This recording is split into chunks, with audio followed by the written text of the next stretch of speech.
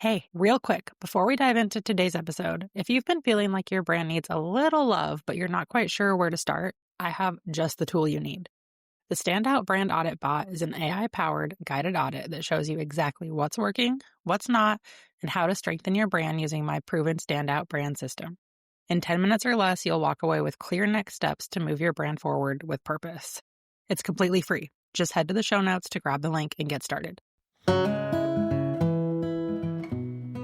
We talk a ton on this podcast and in the online business world, and especially in the branding world, about your ideal client. Everything is created for your ideal client. And I stand by that 100%. I do. And I also think there's some nuance needed there that I'm not seeing anyone talk about. So I'm going to talk about it today. Your entire audience is not your ideal client.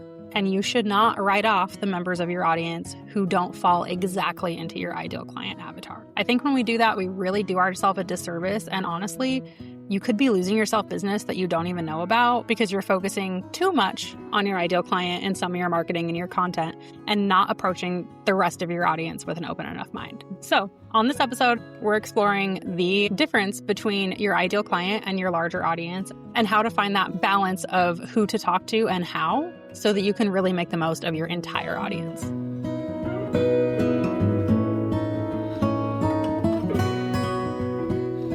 Welcome to the Six Figure Brand Podcast, where each week we're pulling back the curtain on what it really takes to build a six-figure business as an online service provider. I'm your host, Morgan. I'm a branding expert, online agency owner, mom of two, and military spouse, and I'm obsessed with helping entrepreneurs like you understand the ins and outs of branding so that you can use it to grow your business without sacrificing your sanity. Whether you're just starting out or focused on scaling, we're diving into everything you need to build a profitable and sustainable online business. Let's get to it.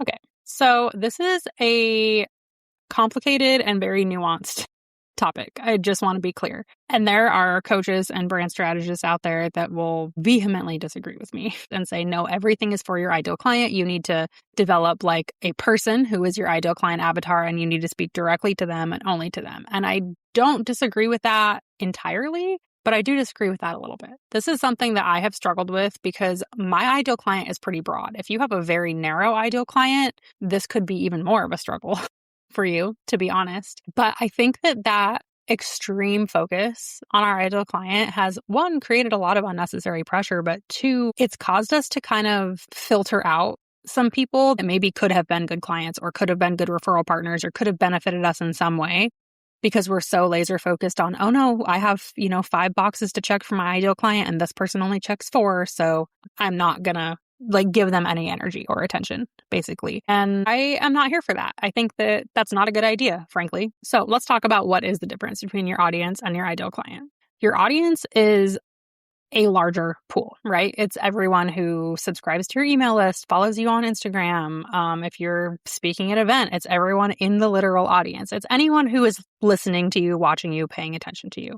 People who resonate with your content. It's probably people who are at various stages of business, budgets, readiness level to hire in your industry. And some of them will never hire you. That's normal and that's fine. Just because they're never going to hire you does not mean that you should just write them off or ignore them.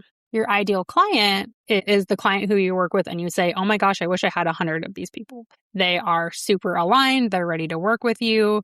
They check all of those boxes, whatever they are. It's different for everyone. For some people, it's the industry that they're in. Some people, it's the stage of business. For some people, it's their personal values and beliefs. Whatever those are for you, they check all of those boxes and you wish that every single client was just like them. Now, the common advice is everything you do should speak directly to your ideal client. And I agree with that. Your content should be speaking to your ideal client. But I think it's important for us to remember that it's naturally going to be still heard and consumed by your entire audience. People who are close to your ideal client, but maybe they check 4 out of 5 boxes, or they're adjacent to your ideal client. Maybe they themselves are not your ideal client, but they have people in their world who are, or maybe they're on their way to being your ideal client. That is the difference between your audience and your ideal client. Not every single person in your audience is meant to convert, and not every single person in your audience is going to be an ideal client.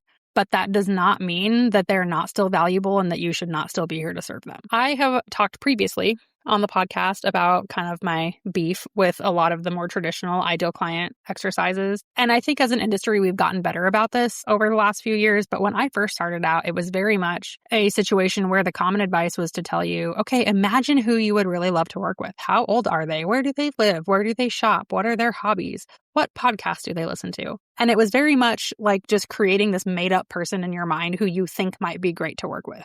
That is not how I approach ideal client with my brand strategy clients. And honestly, I think you are setting yourself up for a hard time if that's how you do it. Instead, I like to look back at real data and real clients and figure out, okay, I worked with 10 clients last year. 3 of them were ones that I would love to have more of. What do all those people have in common? And use actual people and actual data to define my ideal client and not just my imagination. So that's my soapbox about how the online business industry does ideal client. Wrong. I do think we're getting a lot better at it. But things that I really care about when it comes to ideal client is what stage of business are they in? What industry, sort of, if that matters to you, cool. To me, it really doesn't. I care whether they're a service or a product-based business, though. What platforms do they use? So I only work in Squarespace and Kajabi. If somebody has WordPress and they're not willing to move off of WordPress, not an ideal client. I also look at things like the size of their team, how recently they have rebranded, what type of clients they work with, like the investment levels that their packages are and those sorts of things. There's a lot that goes into it, but I do not care what their Starbucks order is or what type of jeans they wear or what podcasts they listen to. So we know our ideal client. So as part of the brand strategy process, we do all of that. We get to know your ideal client really, really well. But I think there's a danger in being too rigid with who your ideal client is. So not willing to like flex and be open to working with somebody who maybe doesn't check all the boxes, but also in being too rigid in some of your messaging and your marketing. I think when we cling too tightly to that perfectly defined ideal client avatar, we kind of put our blinders on and we turn away those 90% fit clients who might actually be incredible, who might be so incredible that you realize, hey, I thought my ideal client was X, but it's actually Y. And if you are not open to that possibility, then you're just going to stay stuck working with the same person who you think is an ideal client, and maybe they're great, but maybe there's somebody out there who's even better. I also think that you turn yourself off to the possibility of referrals and visibility opportunities. So, for example, I have had people come speak in the Six Figure Brand Society who I am not their ideal client, and maybe they're not my ideal client, but our audiences are full of each other's ideal clients. And that's why it's still a mutually beneficial relationship. And I get that once you kind of find your person, you find the people that you love working with, you don't really want to stray outside of that because you're worried that you're going to get too busy and burn yourself out, or you've had bad experiences with past clients who were not super ideal. And you're worried that, okay, I have this thing that's working and I don't want to break it now. That's totally legitimate. But I still think that we need to be careful about not rejecting everyone who's not a perfect fit. I think this is where we get to practice some discernment and say, okay, yeah, you do only check 4 out of the 5 boxes, but I still would love to work with you because this, or I still would love to collaborate or connect with you because I think our audiences might have some overlap or be aligned. And I would encourage you to reframe your mindset a little bit and say, hey, this person might not be an ideal client, but they might be a great referral partner, or they might be just a great friend to have in the online business space, even though they're never going to hire me. Now, there are some non-negotiables when it comes to deciding who to work with, who to create your content for, any of that stuff. I think some non-negotiables are when it comes to who to work with, budget, obviously. If your services cost $2,000 and they're coming to you saying my budget is $300, that's not going to work. And there's really no way around that. And that's okay. And then the other big one I would say is values alignment. So if you have things that are very important to you personally in your business and somebody else has different values than that, I think that's a situation where it's okay to say, hey, I don't think that we're a good fit. And ideally, you can maybe refer them to someone who could be a better fit. But I think those are the 2 things where I would say, yes, do stand your ground on those. Everything else to me can be a little flexible. I think this protects both you and the client. And both of these things are about profitability first and foremost, but also integrity. And that's something super important to me in the way that I run my business. Some specific areas where I think I would encourage you to be a little bit flexible is maybe working with somebody who's in a different industry than you usually work with. I just did a VIP day for a client who's a business consultant for people who own elevator businesses. That is not the typical industry that I work in, but that client and his entire team were a joy. to work with, and I would love to work with 10 more of them. Product-based versus service-based. So this is a big one for me personally. I tend to work only with service-based businesses, but I have worked with product-based businesses in the past. I just do a little bit of extra vetting to make sure that we're going to be a good fit. If you say you typically work with women-led businesses, there could be a scenario in which there's a non-women-led business who is still a fit in every other area, and you might want to try working with them. Maybe a slightly different business model, earlier or later stage in business than your usual client, I think is a good one to just keep an open mind about. These differences don't automatically make somebody a bad fit. I think instead of looking at them as qualifiers of you have to check all these boxes, I think that we should just look at them as, okay, if they don't check these boxes, then it warrants a little bit closer look before I decide to work with them or not. Now, earlier when I said that I don't love the way that the online business industry has kind of encouraged us to define our ideal clients, I get why that has happened, right? In online business, there's so much that feels, frankly, not real about what we do. I joke with my friends of like, oh, I have this fake brand design business because there's not a building, there's not an office, there's not all these things that typically make up a brick and mortar business. And so I think for that reason, the online business space really loves clarity and certainty, right? It feels good to be able to say, I'm a Squarespace web designer for health and wellness professionals, the end. But I can tell you from experience, I do not want to work only with health and wellness professionals.